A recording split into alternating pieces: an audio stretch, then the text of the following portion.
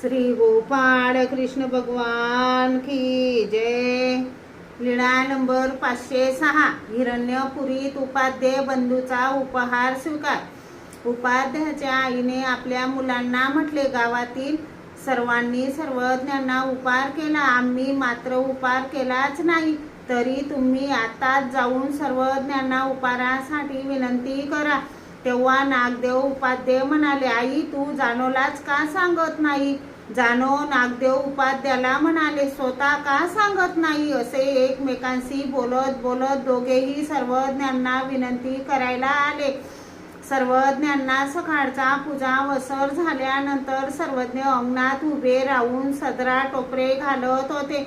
नागदेव उपाध्याची बोबडी वळली, त्यामुळे सर्वज्ञांना विनंती करणे त्यांना शक्य होईना। मग जानोपाध्याने विनंती केली, जी नागदेव उपाध्ये सर्वज्ञांना उपहारासाठी विनंती करायला आले आहेत। मग सर्वज्ञ त्यांच्याकडे पाहून म्हणाले, होय का भटो? नागदेव उपाध्ये म्हणाले, तर काय जी सर्वज्ञांनी आजचा दिवस थांबावे। सर्वज्ञ म्हणाले, आता आम्ही हिरण्यपुरी गावाला जात आहोत, तेथेच उपहार घेऊन या। ते म्हणाले, होय जी।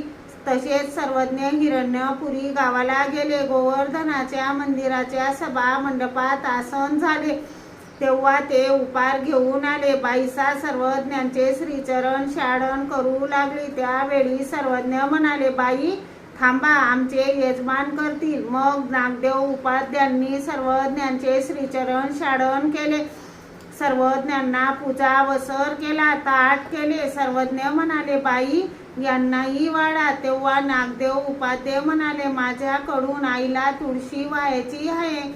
जानो उपाध्ये म्हणाले, बाई मी जेवीन, मला वाढा।